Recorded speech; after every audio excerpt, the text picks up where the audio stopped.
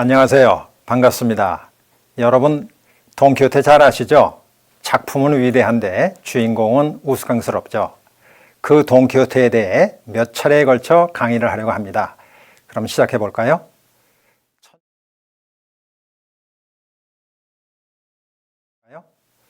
1605년 스페인에서 출판된 이래 성경 다음으로 많이 읽혀졌다는 돈키호테.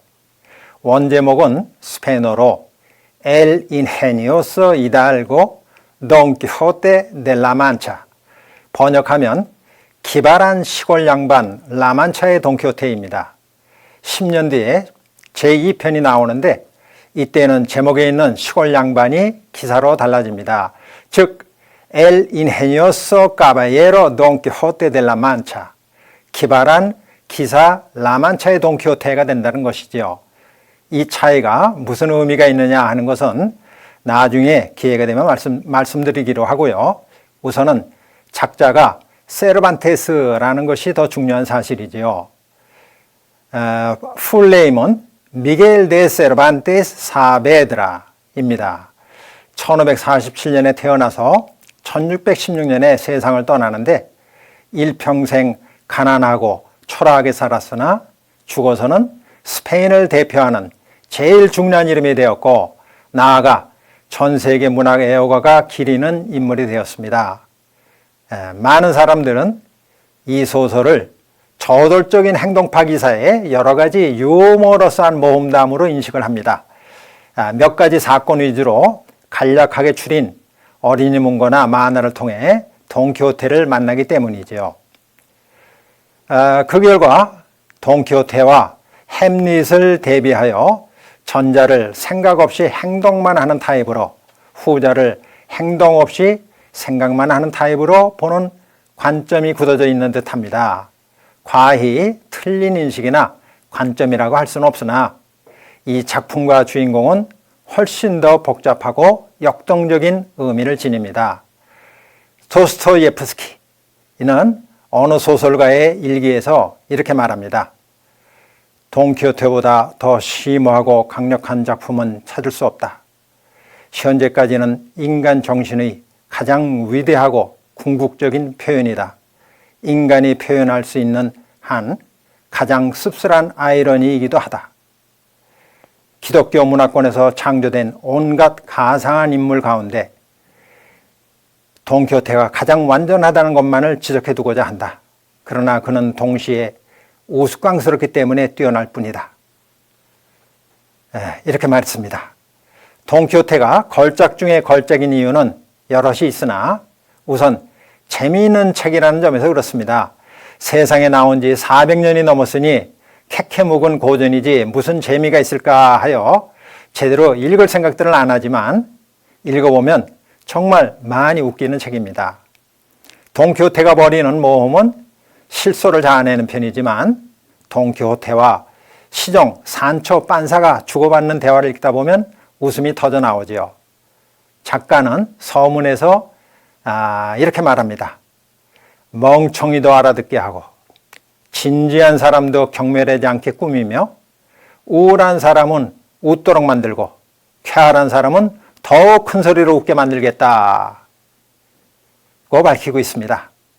산초 빤사의 익살과 돈키호테의 응수 자체가 이 소설의 백미이자 골간을 이루는 가운데 작품 전체가 풀어놓은 글이 되어 천방지축으로 뛰는 식입니다. 그래서 아우얼바하는 그의 책 미메시스에서 이렇게 말합니다.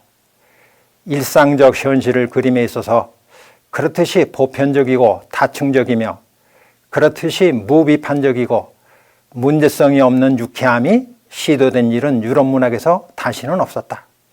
언제 또 어디에서 시도될 수도 있었을까 하는 것은 상상할 수도 없다고 하였습니다.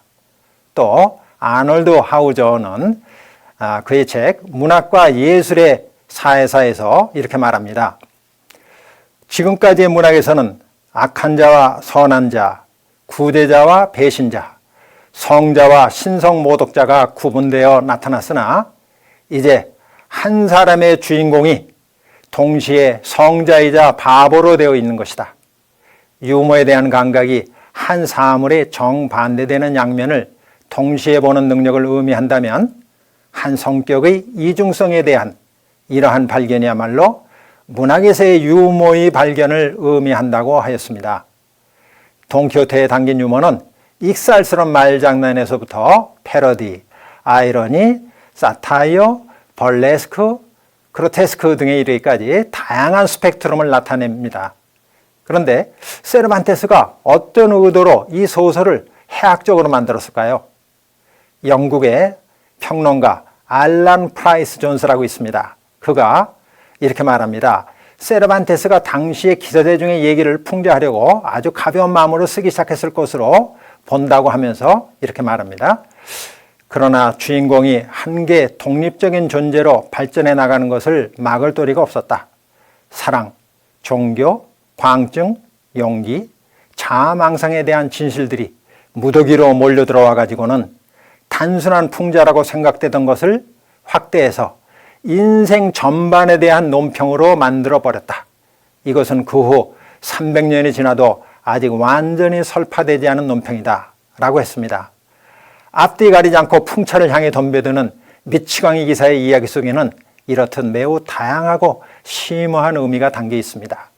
지금까지 수많은 문학인들이 자신의 개성과 관점에 따라 이 작품을 해석해 왔습니다. 또 시대에 따라 다르게 받아들이기도 했습니다. 17세기에는 이 작품이 나온 그 세기죠. 17세기에는 시대착오적 미치광이가 벌이는 풍자적 모험담으로 읽혀졌습니다. 그러다가 18세기 낭만주의 시대에는 이상과 현실의 투쟁을 상징하는 것으로 여기게 되었습니다. 오늘날의 젊은 독자들 역시 낭만주의적 해석을 선호하는 경우가 많은 것 같습니다. 현실의 높은 벽 때문에 꿈을 포기하기보다는 돈키호테처럼 꿈을 찾아 과감히 나서야겠다고 자극을 받는 것이죠. 즉 불가능한 꿈에 도전하는 아이콘으로 자리 잡고 있다는 것이죠. 자, 여러분 그러면 좀 정리를 해보겠습니다. 저와 함께 소설 돈키호테를 이모저모 살펴보실 텐데요. 그 전에 지금까지 말씀드린 것을 여러분과 같이 정리해 보겠습니다. 첫째, 돈키호테는 편의상 줄여서 부르는 명칭이고 이 소설의 정식 제목은 뭐라고 했죠? 네, 기발한 시골 양반 라만차의 돈키호테이죠. 스페인어로는 El ingenioso hidalgo Don Quijote de la Mancha. 둘째, 언제 처음 출판이 되었죠? 1605년입니다. 이 편은 10년 뒤에 나왔으니까 1615년이고요. 셋째, 지훈이는 누구라고요? 스페인 사람 세르반테스. 생전 연대는요? 1547년에 태어나서 1616년에 떠났습니다.